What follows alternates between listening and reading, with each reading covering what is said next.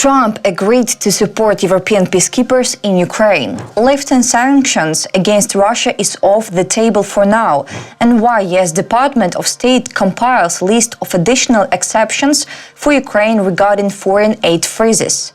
The latest news next.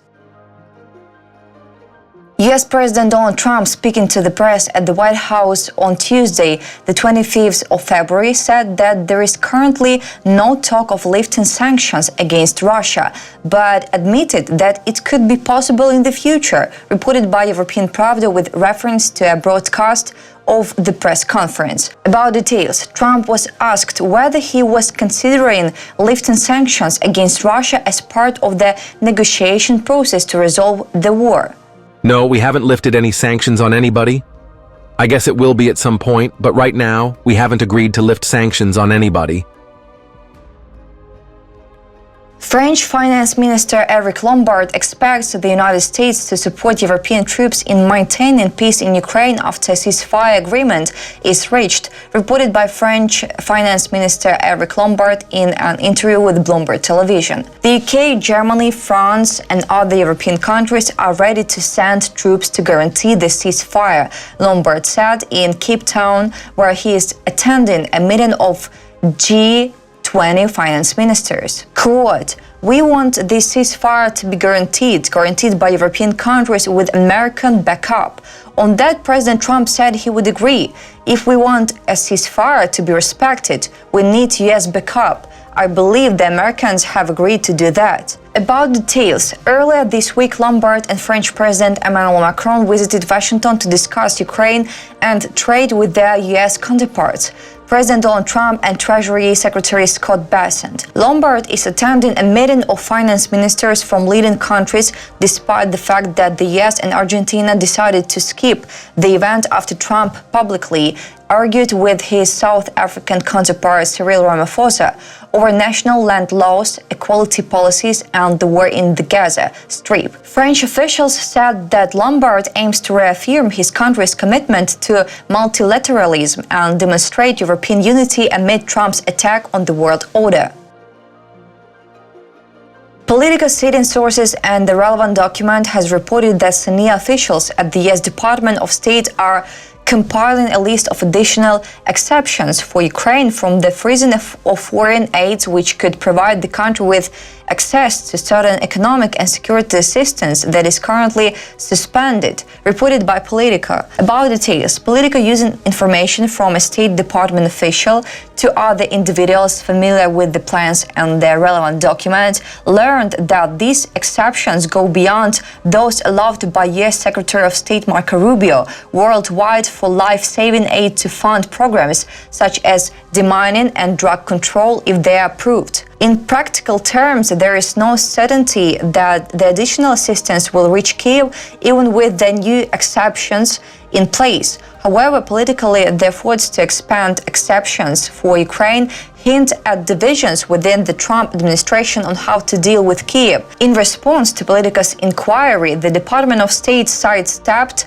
the question of whether new exceptions for Ukraine have been granted, stating in its statement that programs that serve our nation's interest will continue.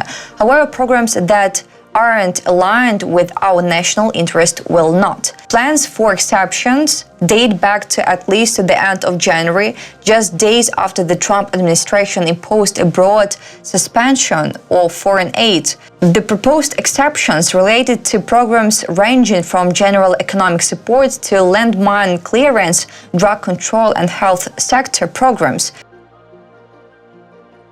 These internal discussions took place as recently as last week, as stated by a State Department representative and internal communications between bureau staff. The proposed exceptions also involve accounts that control funding for support of democratic institutions and civil society in Ukraine, referred to as Transitional Period Internal Initiatives, and so-called Assistance to Europe, Eurasia, and Central Asia, or AEICA funds. The document says exceptions will not be allowed for programs that promote diversity, equity and inclusion, or DEI. Yuri Kim, U.S. Principal Deputy Assistant Secretary of State for Europe and Eurasian Affairs, has been tasked with compiling a list of department, bureau and office programs related to Ukraine as part of the effort to expand exceptions, the State Department representative reported. North Korea may increase arms supplies to Russia, with some weapons being transported by a special vessel across the sea, according to the report from the Institute for the Study of War. North Korea is expected to increase arms supplies to Russia, with some weapons being transported via a special vessel. On February 25th, a delegation from North Korea's Workers' Party arrived in Moscow at the invitation of Russia's ruling United Russia Party. The visit comes amid reports that Pyongyang may boost arms shipments to Russia. According to the Russian embassy in North Korea, the delegations will discuss expanding cooperation between the two parties in line with the Comprehensive Strategic Partnership Treaty signed in December 2024. Maritime arms shipments on February 24th, South Korean media outlet Korea Jong-ang Daily reported that commercial satellite images from Planet Labs PBC show a 110-meter vessel entering and leaving North Korea's Rason port near the border with China and Russia. Satellite images reveal a 100-meter long line of containers on the dock next to the docked ship. The vessel was positioned at the inner pier on February 20th before moving to the outer pier on February 21st, indicating cargo unloading and reloading before departure. According to ISW, North Korea likely used Rason port to transport ammunition to Vladivostok in November 2023. That's all for today. Thanks for watching this video. Like and subscribe.